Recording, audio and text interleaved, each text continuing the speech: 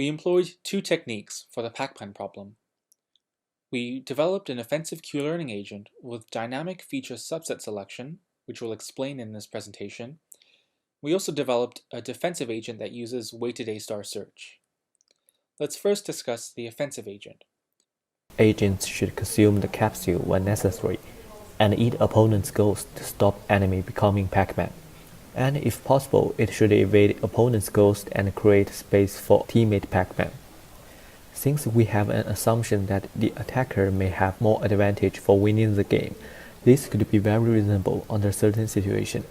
Since the rules regulate the time limitation to 300 steps for each Pac-Man, and team who eat all food and get back in the shortest time would win directly with full score, we believe that the total attack team would get a higher score if two agents cooperate efficiently. The basic idea for attacker is to assume the ghost and the area around them are walls the Pac-Man shouldn't get onto. In that way, Pac-Man could plan the route in advance and avoid encountering enemy on the way food. And another base idea is that since we got two attackers, if both attackers are Pac-Man, they don't have to eat all food by themselves. They should divide the food and try to attach attention of Ghost and create space and opportunity for teammates when they are not busy eating instead of leading Ghost to the friend's area. But if there is only one attacker in position, he would try to chase and eat all safe food before getting back to home territory. As for safe food, they are defined as food has two opposite directions that have way home. Assume the food itself cannot pass through. However, our total attack strategy does not mean no defense. My agents would stop enemy becoming Pac-Man at the border, and if getting too close, it will chase if not scared. An attacker would also go back to defense if foods remaining could be handled by teammate. For defense strategy, our agent would not keep chasing. It would examine if there are food being eaten compared with previous state and head for it. Or, if spotted the enemy, it would try to calculate the shortest path for the enemy back home and stay at the position where it makes the enemy have the longest way home. To achieve this, I also used the above wall assumption idea.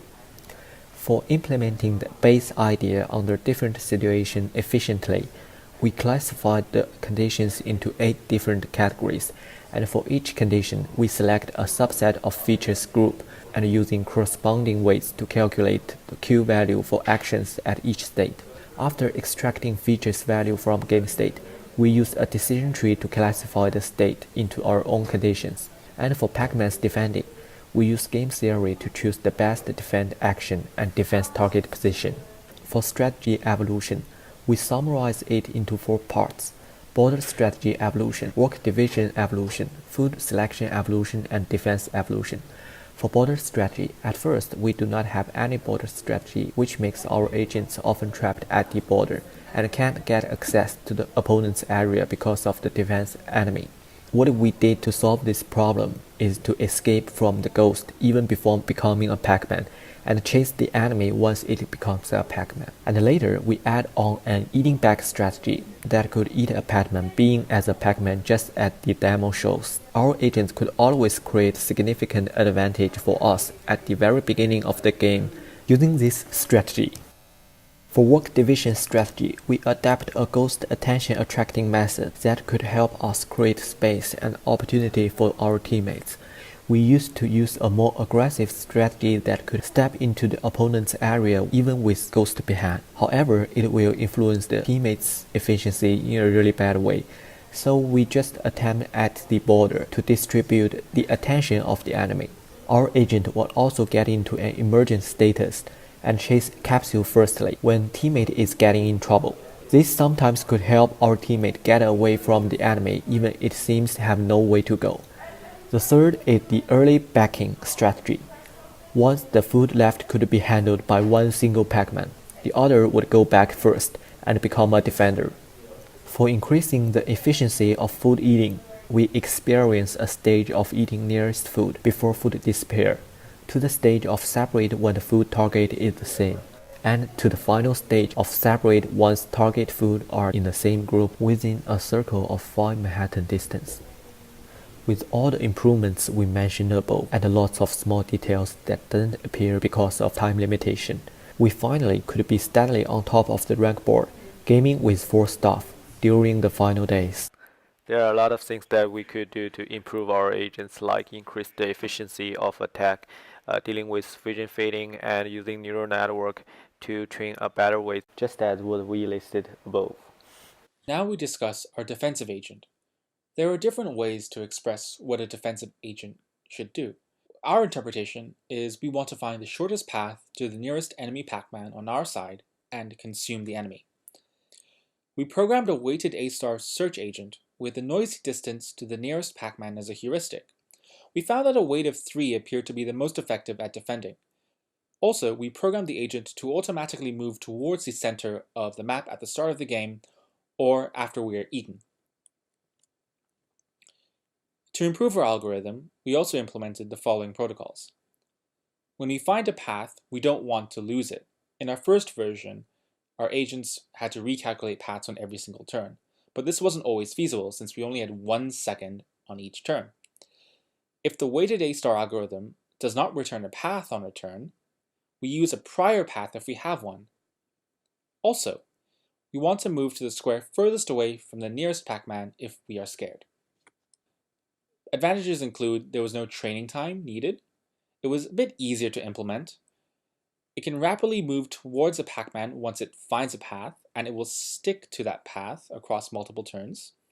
And the heuristic is also intuitive to understand. We know why an agent might pursue a certain action, and it's also quite reproducible. However, our agent may not always find a path given the time limit. The distance is noisy, and therefore the foundation of the heuristic doesn't always work, especially on larger maps. We also had to hard code certain situations. This wasn't the case with a Q-learning agent. Let's now examine our agents in action. In blue, we have 2 of the weighted A-star agents defending on the tiny capture map. As you can see, both agents can rapidly identify where the enemies are when they enter our territory and hone in on their location.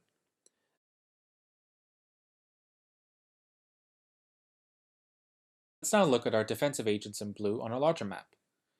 You can see they're able to hone in on the location of a ghost and rapidly consume them, but they can't find the remaining Pac-Man because they're too far away and they're expanding nodes in A-star search that aren't good. Because both agents are identical, they tend to target the same Pac-Man. We can improve on this behavior by mapping ghosts to Pac-Man in a one-to-one relationship. When ghosts are scared, they move as far away from the Pac-Man as possible, although this isn't strictly necessary. As long as we maintain a constant distance between ghost and Pac-Man, the ghosts are safe. The ghosts are no longer scared and they're able to resume their pursuit, although this isn't always possible because again the distances are noisy and this is a larger map, so they can't always find paths that are good and they can't always find paths. There are a couple of takeaways our team took from this project. First was that simple approaches like heuristic search can be surprisingly effective, especially on smaller maps. The second was that feature selection was crucial. A single bad feature could tank an algorithm. Thirdly, we found that agent cooperation improved performance. By splitting up the map between agents, we covered more of the map, and we had more food eaten. We also found that specializing agents between offense and defense tended to decrease performance, and we were better off with 2 agents that leaned defensive.